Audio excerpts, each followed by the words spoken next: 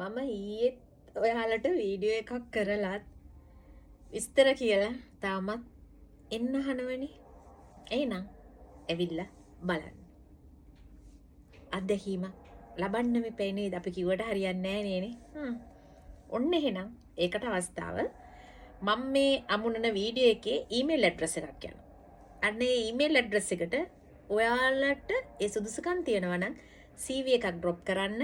ඊට පස්සේ ඔහු ඔබව ඔයාලව contact කරයි. මොනවද කරන්න ඕන කියලා කියයි. ඔහුත් එක්ක ඒ ඊමේල් හරහා ඔයාලගේ CV drop කරාට පස්සේ සුදුසුකම් තියෙනවා නම් ඔහු ඔබට කියයි. මේ වීඩියෝ එකේ ඉන්න කෙනා නෙවි. ඔහු ආමර් සෙන්ටර් එකේ වැඩ කරන කෙනෙක්. මොකද මම මුලදිත් කිව්වා මං ඔහුගෙන් විස්තර අරගෙන තමයි මුලදිත් මං මේ කට්ටියන්ට විස්තර කිව්වේ. මේ අවුට් පාස් එකේ ඒ විස්තර ඔක්කොම කිව්වේ.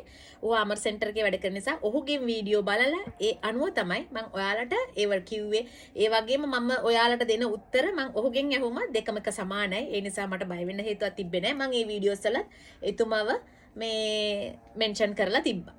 එහෙනම් මම කියන එක පිළිගන්න අමාරුයිනේ.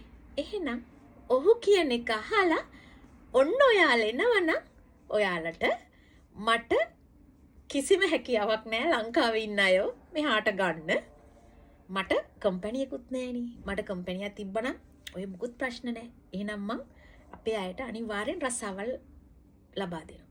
මට තාම මේ හැකියාවක් නැහැ. ඒ නිසා මෙන්න එහෙනම් ඔහු කියන්නේ මොනවාද කියලා හොඳට අහලා පුළුවන් නම් විතරක් ඒ වියදම දරන්න එන්න යුවේ එකට. එහෙනම් ඔන්න අහන්න. මේක ගොඩක්ම වැදගත් වෙන්නේ ලංකාවේ ඉඳලා UAE වලට එන්න බලාපොරොත්තු වෙන අයට.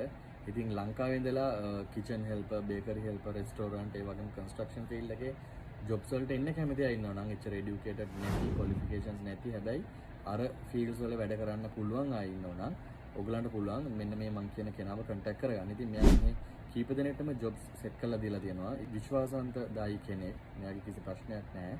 ඉතින් මෙයා ඉන්නේ ඩුබායි ඉන්වෙස්ට්මන්ට් පාක් වල.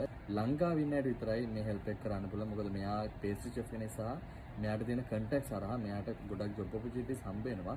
මොකද ඒවල හොයන්නේ ලංකාවේ ඉඳන් ෆ්‍රෙෂ්ලි එන අයව විසිට් වීසා වලින් ඇවිල්ලා ඊට පස්සේ තමයි කම්පැනි වලට වැඩට දාලා වීසා ස්ටෑම්ප් වෙන්නේ. ඉතින් ඔයගලන්ට පුළුවන් ඔයගලන්ගේ CV එක මෙයාට යවලා විස්තර අහගන්න. ඔයගලන් එනවනම් අනිවාර්යෙන් ඔයගලන්ගේ අද අඩුතරම ලක්ෂ 6ක් 7ක්වත් තියෙන්න ඕනේ. මොකද සාමාන්‍යයෙන් වීසා ටිකට් වලට යන කොස්ට් එකට ඇරුණම ඩිරම් 4000ක් 5000ක් ඔයගොල්ලෝ ෂෝමානේ විදියට අතේ ගේන්න ඕනේ. ඒක ඔයගලන්ගේ පළවෙනි මාසේ accommodation food ඒ වලටත් යූස් වෙනවා. ඒ වගේම ඉතුරු වෙන බැලන්ස් එක ඔයගලන්ට ආපහු ලංකාවට යන්න පුළුවන්. හැබැයි එයාපෝට් ප්‍රොසෙස් එකේ පෙන්නද්දී අනිවාර්යෙන් ෂෝමානේ ඩිරම් 4000 5000ක් අතේ තියෙන්න ඕනේ. ඉතින් ලක්ෂ 6ක් විතර අතේ තියෙන කෙනෙක් ඉන්නවා නම් මෙයාට CV එක යවන්න ඔයගලන්ගේ විස්තර අහලා. ඒතකොට මෙයා ඔයගලන්ට විස්තර දෙවි. ඒතකොට ලංකාවේ ඉඳන්ම ඔයගලන්ට කෙලින්ම එන්න පුළුවන් මෙහෙට ආවට පස්සේ සතියක් ඇතුළත මෙයා ඔයගලන්ට ජොබ් එක සෙට් කරලා දෙනවා. ඉතින් ඔයගලන්ට පුළුවන් මෙහෙ ඉඳන් ඉක්මනටම ජොබ් එකක් කරන්න කිසිම ප්‍රශ්නයක් නැතුව. මොකද විසිට් වීසා වලින් ගොඩක් වෙලාවට මේ වගේ කම්පැනිස් වල වැඩට ගන්නෙ අර විසිට් පීරියඩ් එකේ තියෙන මාස දෙකෙත් මේගොල්ලෝ වැඩ ගන්නවා. ඊට පස්තරව අන්තිම වෙද්දී එම්ප්ලොයිමන්ට් වීසා ස්ටෑම්ප් කරාම එතනත් තව මාස දෙකක් හම්බෙනවා. ඒතකොට ඒවලත් වැඩ අරගෙන අන්තිමටම final employment visa 2 years stamp වුණාම එතකොට මාස 24යි 26යි 28ක් විතර ඔක්කොම සෙට් වෙනවා. ඉතින් ඕක සාමාන්‍යයෙන් මෙහි තියෙන ට්‍රික් එකක් එම්ප්ලොයිස් ලගේ. ඉතින් අන්නේ හින්දා තමයි ෆ්‍රෙෂ්ලි එන විසිට් වීසා එක හොයන්නේ. ඉතින් ඔයගලන්ට පුළුවන් කැමති නම් මෙයාට ඔයගලන්ගේ CV එක යවලා විස්තර අහගන්න. එතකොට මෙයා ඔයගලන්ට හෙල්ප් කරાવી දුබායි වලට එන්න සහ ජොබ් එකක් හොයාගන්න.